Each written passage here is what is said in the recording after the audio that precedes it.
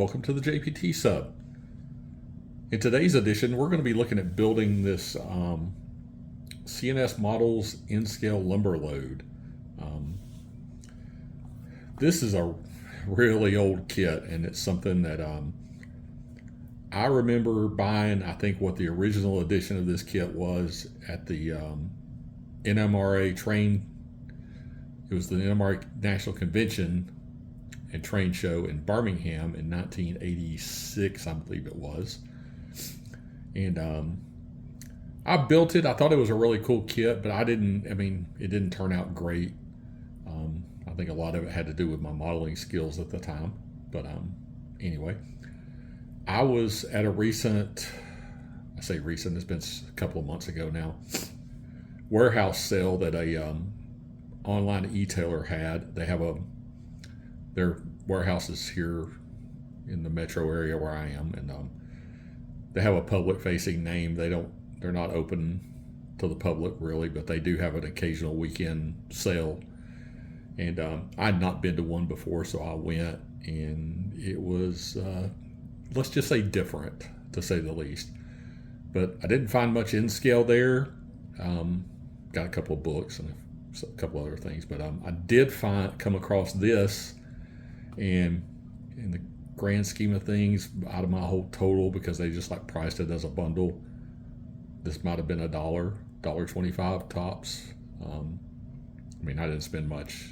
I walked out with a lot of stuff, but didn't spend very much money. But this, I saw it, and I'm like, you know what? This would be fun to try doing again and see if I can do better. So we're going to give it a shot here. As you can see, it's the N-Scale Lumber Load here. There was a couple of different variations of this apparently, so I got the double set this time, which says it'll do 3 40-foot cars or 2 60-foot cars, or 250 or 2 60-foot cars. So that kind of dates it a little bit too, just based on car sizes. Whatever the top option there, I got to get my magnifying glass to read and see what the naming is on that. Is the what this version is. Inside this box, it's the instructions, and check out the printing on the instructions here. That's pretty cool. It definitely just says old on it, and then some pictures there.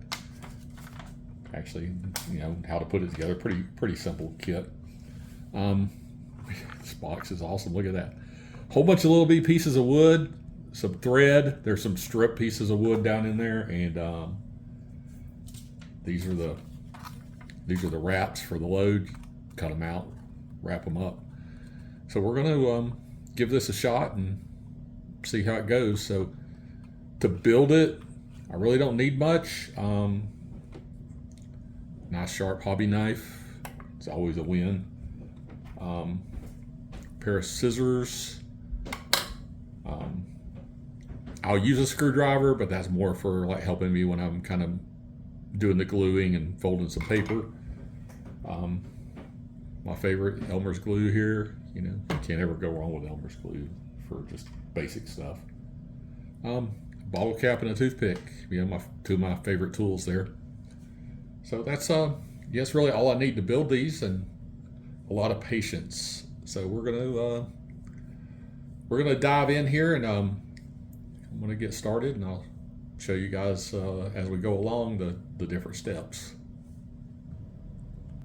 Okay, the first part of this is the easy part actually. Cut out these, just cut them into rectangles here. There's 4 different sizes, a long, I guess small, medium, large, extra large, however you want to look at that. Next part is I'll take the hobby knife and trim out these little pieces here around each side, little slits, and then we'll fold it. We'll cut them all out, then I'll fold them all, then we'll do some gluing, and so we can kind of batch it together. Looks like each sheet does 10. There's a lot of sheets in there. 3 of the small, 3 of the medium, 2 of the large, and 2 of the extra large. So let's have at it. It's going to take a few minutes to cut these out, so for you it'll be just a second. For me it'll be a few minutes. Okay, so we're back with these all these little parts cut out, at least this set of 10. According to the folding instructions, I mean, they had like an order you're supposed to fold it, but I don't really see that it makes much difference. So I started with this edge flap here. One more fold this direction, kind of like that. So basically, you got your wrap going around the wood there. I have to unfold it anyway to put the glue once it's folded, but they're very, very tiny. Obviously, I got big fingers, so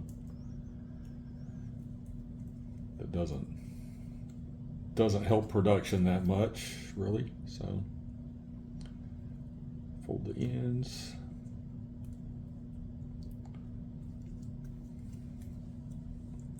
Get that end folded.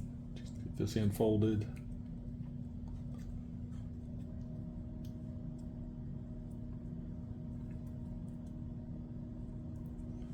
So there we go. We got all the folds together. So then I'm gonna kind of get them all folded, and then we'll glue it. It should just glues on just like that, and wraps up, and creates our load here. So we'll get some glue ready, and let's glue this one on so you guys can see a finish, see how it looks before the glue dries. All right, so we got our glue. And since I'm going to be doing a bunch of these, I'm going to just give me a big blob of glue out here, and add more as I go.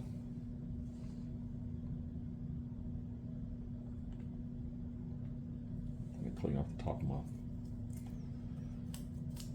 glue bottle while I'm at it here. And I'm going to do these over on the other part of the workbench actually, but just to do one on camera here for you guys to see. I mean, it's paper, but it doesn't seem like the glue gets wet enough to really hurt it. It's glossy on the other side, so that I'm sure that helps too.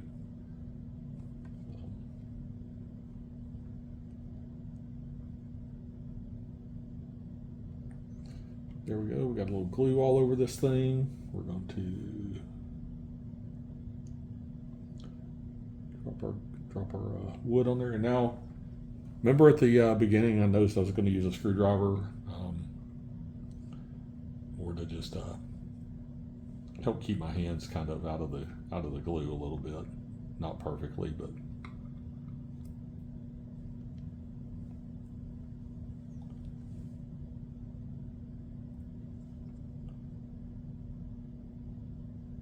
Get it centered in there. Tap my ends over.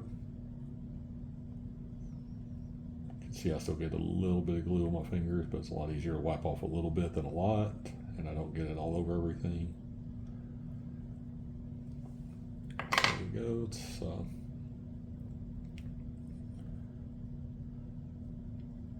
nice tight dry against the block.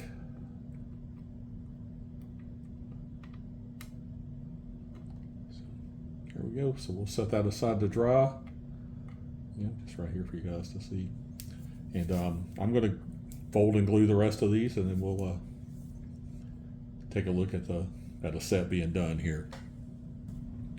All right, so we're back, and I just finished gluing those ones that I just cut out. Just finished gluing them together here. They're drying. There's another set of 10 that I did.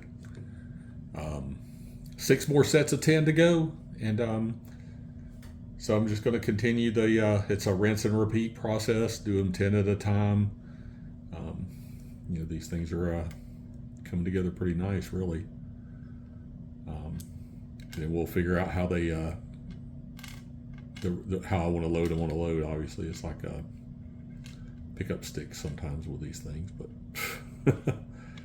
anyway, they're looking pretty good. I think they're going to make a nice load. So It's definitely going better than the first time I did this back in '86. So thanks for hanging in there with me. Like I said, I'm off to finish the rest of these. For you guys, it'll be just a couple of seconds. For me, it might be a day or two here as I work my way through them. So see you in a minute. Okay, and a little bit different view of the workbench here. Just an update on how the lumber load's coming along here. We've got all the blocks are finally glued, wrapped. So these are the ones I did just a little bit ago in the video here. Cut all these out, wrapped them up. Took a few hours to do. It took a lot longer than I expected. One of the things too that I wanted to point out when I was talking about this kit being old, when I say old, I mean these are the rubber bands that came off the lumber. They're just like, what's funny is I was actually taking stuff out of the kit and I saw this part right here and I'm like, what is that part? What does that belong to? And then I realized it's the rotten rubber band. All right, so next up is I'm gonna find a card that I think these will work good with, and we'll look at how we're gonna build out the load and finish it up. Okay, back at the workbench, everybody, with this lumber load that we've been working on. So here, this is I dug out the one I did back in the 80s, and this is the card. I mean, it doesn't look horrible, but you can see how spongy the load is there. And here's another identical car, different road name, but same car. We're gonna build a load to go in that one. These are one of the extra loads from the original set, and probably hard to tell here on camera. It gets a little blurry there, too close, but it's pretty soft and everything. And I'm looking at them and I see exactly what I did different and what I did wrong. And that is, this is one of the new ones, and when I did these, I glued, we saw that earlier, I glued the wrap to the wood so that it's like the same size as the block of wood. What I did with these was I used Scotch tape to put them together. So they're not attached to the wood, they're kind of soft and they kind of bowed out, and then that made it, the tape on the bottom holding two pieces together made it a lot thicker. So that's why I redid one. And yeah, it's going to be a huge difference if I decide to redo this whole load. But in the meantime, we're just going to figure out how we want to load this car. A lot of it's going to be trial and error. You guys can don't think, if I remember right, it won't hold one of each size, which would be really nice because then it'll make it super easy to load, but it doesn't. It's you guys can laugh, struggle with this. It's just a little bit short of holding the load there. I mean, just a very, very little bit shy of being super tight. So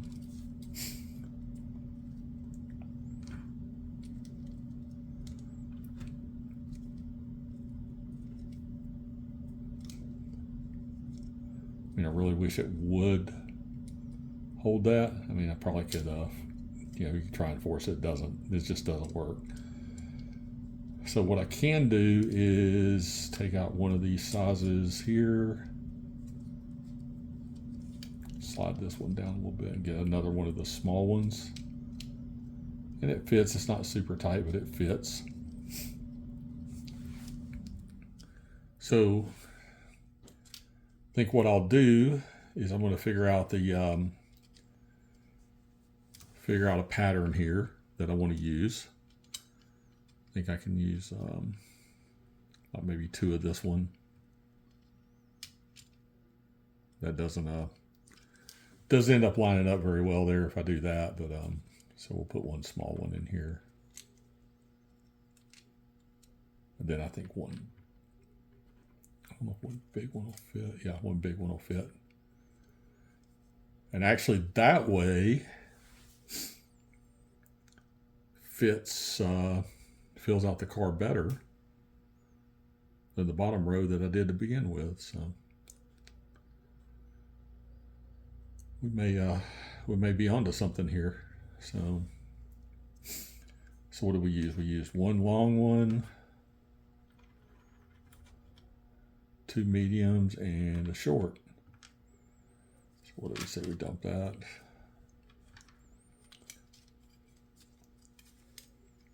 Long, medium, short, and a medium. It does fit, does fill out the car a little better. So let's just do it in reverse: a long, a medium, short,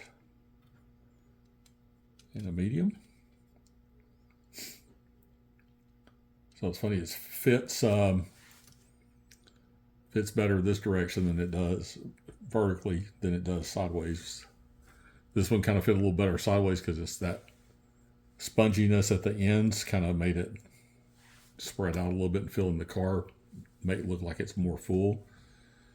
But basically I think we got our idea here for let's see, well, I have to kind of figure out how I want it to be here.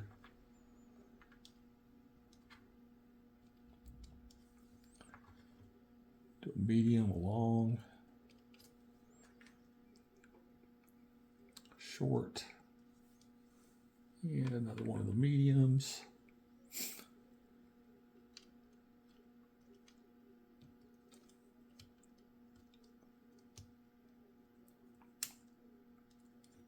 That one's kind of tight.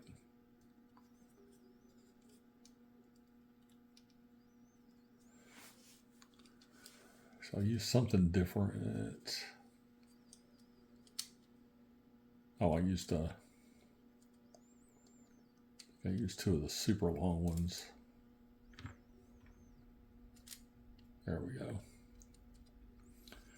But I don't like how that turned out, so let's kind of switch these two around a little bit here.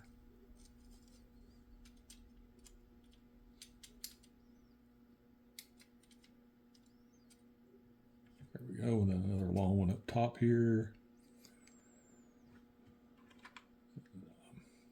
One of these mediums, a short, and a medium.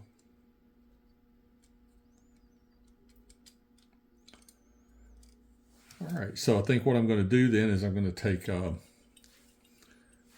start gluing these together in little sections here and using a clamp to hold them in place. One of the things the instructions showed to do to this, and I'm a little iffy on doing it, is it had these little sections of strap wood that I tried putting them in here, and they're so thin that they almost are not going to show. So I might do that, might not, I don't know. But I have a feeling that if I glue this together and clamp it as I glue it, it's gonna turn out a lot nicer than this one did.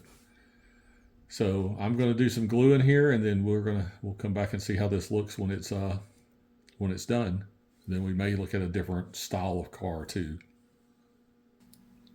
Continuing through building these this load here, got this this segment put together. That's half the load for the car here, and these are the pieces to make up the rest of that part there. Can't get them to fit really tight this way. I mean, they touch, but they're, I don't know. It's going to look all right, I guess, when it's done. It doesn't look square, but it actually is square. All of these actually have the little wood stripping under in here between them, but you can't even see it, so I'm not even sure I'm going to put it in the rest of the load. And then also went ahead and started on the load for the other side of the car, and got the parts for it right here. So the next step is going to glue these together, and then we'll should be ready to put it in the car. The glue's dried up on these loads now, so pull a couple of them out here and see what we got. Some nice bricks of loads. So yeah, one there,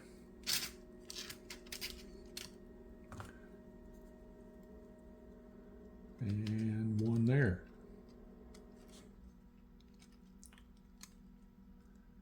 So I guess next up is going to add some banding like I did on this car to make them look nicer. Probably going to just do it around the load itself so that it looks like it's banded, and then use something to tack this in the car just so I can pull it back out when I want to. But I mean, overall it's not horrible, I guess. So let's put those, I'm going to grab some thread and put the banding on them, and then we'll take a look at how that looks finished, and we'll kind of discuss what we think about this load then. Okay, so here we are. We got this load pretty much finished here. There you go. You can see that side of the car. That side of the car. Then compared to the old load, there we go. Does it look better? Yeah. Am I happy with it? It's all right. Question is, was it worth it? For what it cost, yeah. It was fun to build, something different. But there's a lot of other stuff out there too. So, these are, I can fix this one, to look more like that one, and it's be a pair of nice looking cars. But some other things that are out there, here's a microtrain center beam with just a Fox wood load made to go on it. You can see it's just a block of, it's actually made from coffee stir sticks. Simple, looks good, looks really good just rolling around the layout. Probably could use a little more banding on it. But then here's a, this is one of the recent Rapido center beams with a load from Midwest Model Railroad, I think. I think it's Jackson is the brand name on the actual loads. Yeah, these commercial loads, they're not that expensive and they look great. You can cut them to any size. You could cut it to make it fit this car. So yeah, these are the way to go for just probably the best look, I think. Another way to do these that I saw, and I'm probably going to try it, and when I try it, you guys will see it, is using some rectangular shaped channel from evergreen styrene and just printing my own wraps and gluing them to that. And then these are actually pretty neat because you don't really, well, you can kind of see it in the bottom here. That's a magnet. So it actually, when you put them in the car, they stick. The other one has a magnet. They attract each other and hold themselves in the car, so they don't come loose. That actually would have been an easy thing to add to this car because I could have cut a block in half and only made it half as deep, and then put a magnet in place of it on each side of this one and done that. Who knows? I may try that too. Same thing with this one. I could have put like a little strip. They make the flat sheet magnet too that would go on the back of these. But all in all, there you have it, as a nice, nice assortment of loaded center beams there. So it was a fun build. I enjoyed it. Took a little longer than I thought it would, but it really didn't. I used a lot of materials that I already had on hand, so it really didn't. Other than the load, like which I said at the very beginning, which I paid next to nothing for. It was inexpensive, fun project. So hope you guys enjoyed following along, and maybe it gave you some ideas to try. And we'll see you in the next video. Um, thanks again for watching. We'll see you in the next video, and don't forget to click like, and if you haven't already, subscribe so you get a notification when that next video comes out. Have a great one.